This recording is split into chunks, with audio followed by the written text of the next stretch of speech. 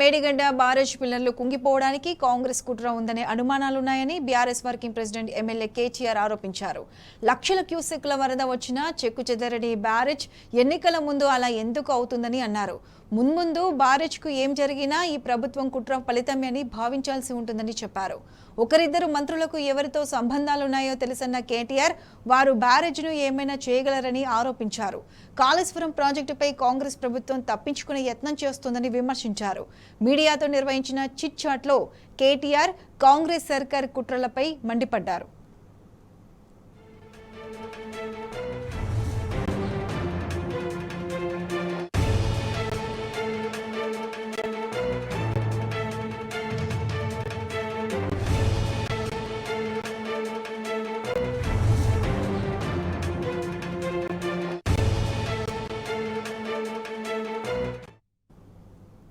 ఎన్డీఏసీఏ రిపోర్ట్ను అడ్డం పెట్టుకుని నీళ్లను ఎత్తిపోయకుండా ఇన్నాళ్ళు డ్రామాలాడిన కాంగ్రెస్ ప్రభుత్వం ఎల్లంపల్లి నుంచి ఇప్పటికైనా నీళ్లు ఎత్తిపోయడం సంతోషకరమన్నారు కేటీఆర్. అయితే టీఎంసీల నీళ్లు ఎత్తిపోస్తే సరిపోదని సూచించారు. కన్నెపల్లి పంప్ హౌస్ నుంచి నీళ్లు ఎత్తిపోయడానికి ప్రభుత్వానికి అహం అడ్డు వస్తుందని విమర్శించారు.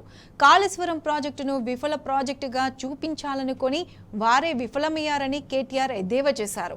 నిన్న తాము మేడిగడ్డ వెళ్లినప్పుడు 10 లక్షల క్యూసెక్ల నీళ్లు ప్రవహిస్తున్నాయన్న కేటీఆర్ 28 లక్షల క్యూసెక్ల ప్రవాహాన్ని కూడా మేడిగడ్డ బ్యారేజ్ తట్టుకొని నిలబడిందని తెలిపారు. ఎన్డీఏసీ రిపోర్ట్పై కేటీఆర్ తీవ్ర స్థాయిలో మండిపడ్డారు. అది ఎన్డీఏ రిపోర్ట్ మాత్రమేనని విమర్శించారు. కాంగ్రెస్ బీజేపీ ఏ విషయంలో విభేదించినా కాళేశ్వరం మీద ఒకే వైఖరితో ఉన్నాయన్నారు. ఎన్డీఏసీ రిపోర్ట్ ఆధారంగా నడుచుకుంటానన్న మంత్రి ఉత్తమ్ కుమార్ రెడ్డి బీజేపీ చెప్పినట్టు నడుచుకుంటారని చెప్పారు. పోలవరం కాపర్ డ్యాం కొట్టుకుపోయినప్పుడు ఎన్డీఏసీ రిపోర్ట్ ఎక్కడ పోయిందని ప్రశ్నించారు. ఇక ఇదే అంశానికి సంబంధించి పూర్తి అప్డేట్స్ మా ప్రతినిధి వంశీ అందిస్తారు.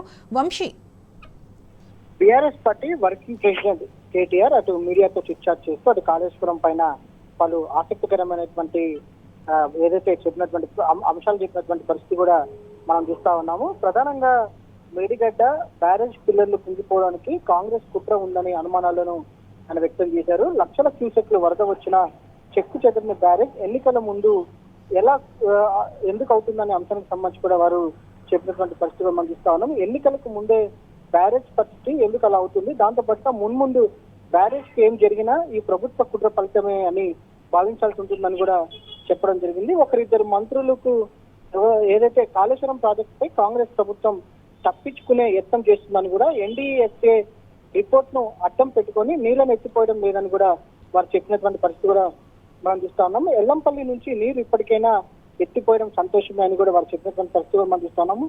అయితే 2 టీఎంసీల నీరు ఎత్తిపోతే సరిపోదని, దాంతో పాటుగా కన్నెపల్లి పంప్ హౌస్ నుంచి నీళ్లు ఎత్తిపోయడానికి ప్రభుత్వానికి అహం అడ్డు వస్తుందని కూడా వారు చెప్పినటువంటి పరిస్థితి కూడా మనం చూడొచ్చు.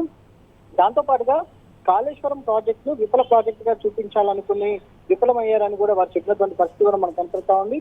నిన్న ఏదైతే మేడిగడ్డ పర్యటనకు వెళ్ళినప్పుడు 10 లక్షల క్యూసెక్లు నీళ్లు ప్రవహిస్తున్నాయని కూడా 28 లక్షల క్యూసెక్ల ప్రవాహాన్ని కూడా మేడిగడ్డ బ్యారేజ్ తట్టుకొని నిలబడిందని కూడా వారు చెప్పినటువంటి పరిస్థితి మనకు కనపడతా ఉంది. ఎన్డీఏసీ రిపోర్ట్ కాదు, అది ఎన్డీఏ రిపోర్ట్ అని కూడా వారు వ్యాఖ్యానించినటువంటి పరిస్థితి మనం చూస్తున్నాము. కాంగ్రెస్ బీజేపీలు ఏ విషయంలో విభేదించినా కాళేశ్వరం మీద ఒకే వైఖరితో ఉన్నాయని కూడా వారు చెప్పడం జరిగింది.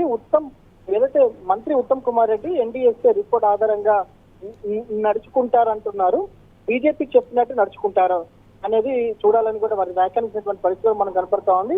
పోలవరం కాపర్ డ్యాం కొట్టుకుపోయినప్పుడు ఎన్డీఏసీ రిపోర్ట్ ఎక్కడ పోయిందని కూడా వారు వ్యాఖ్యానించడం జరిగింది. దాంతో పాటుగా 90 టీఎంసీల నీళ్లు గోదావరిలో వృధాగా పోతున్నాయని, 90 టీఎంసీల నీళ్లు శ్రీరామ్ సాగర్ ప్రాజెక్ట్ తో సమానమని కూడా వారు వ్యాఖ్యానించడం జరిగింది. దేశజాలకు పోకుండా కన్నెపల్లి పంప్ హౌస్ నుంచి నీళ్లను లిఫ్ట్ చేయాలని కూడా వారు డిమాండ్ చేసినటువంటి పరిస్థితి మనకు కనపడతా ఉంది. ఎల్లంపల్లిలో 16 టీఎంసీలు నీళ్లే ఉన్నాయని, 14 టీఎంసీల నీళ్లు హైదరాబాద్ కు ఏదైతే నిల్వ ఉంచాలి, 2 టీఎంసీల నీళ్లు లిఫ్ట్ చేశాకే ఏదైతే ఆపే అవకాశం ఉంటుందని కూడా వారు చెప్పడం జరిగింది. ఎల్లంపల్లి నీళ్లు మిడ్మానేరు మిగతా రిజర్వాయర్లకు నింపడానికి సరిపోవని కూడా వారు చెప్పడం జరిగింది. కన్నెపల్లి పంప్ హౌస్ నుంచి నీళ్లు లిఫ్ట్ చేయడం తప్ప వేరే మార్గం లేదని కూడా వారు చెప్పినటువంటి పరిస్థితులు మనకు కనబడుతూ ఉంది. ఇప్పుడు ఏ ఎన్నికలు లేవు, రాజకీయం చేయకండి అని కూడా వారు కోరడం జరిగింది. చిట్ చాట్ లో వ్యాఖ్యానించడం కూడా జరిగింది. కాళేశ్వరం అనేది ఏదైతే కరువుకు ఇన్సూరెన్స్ అని ఇప్పటికే రాష్ట్రంలో వర్షపాతం 40% ఏదైతే లోటు ఉందని కూడా వారు వ్యాఖ్యానించడం జరిగింది. ఏదైతే లిఫ్ట్లకు విద్యుత్ ఖర్చు అయితే అవుతుంది, రైతులకు నీళ్లు ఇవ్వడం కంటే ఆ ఖర్చు ముఖ్యమా అని కూడా వారు ఏదైతే వ్యాఖ్యానించినటువంటి పరిస్థితి కూడా మనం చూస్తా ఉన్నాం. గల్ఫ్ లో తాగునీళ్ల కోసం ఖర్చు ఎంతైనా పెడతారు. మరి కాళేశ్వరం బహుళ ప్రయోజనాల ప్రాజెక్టు, కాళేశ్వరంకి డబ్బులు అవుతాయని బాధపడతా ఉన్నారు. మూసి ప్రక్షాళన ప్రాజెక్టు 1,50,000 కోట్లు అవసరమైంది అంటున్నారు.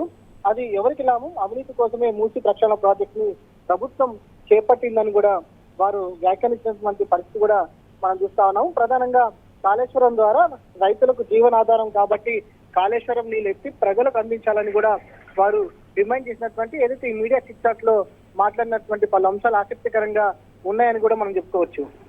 Right Vamshi, thank you.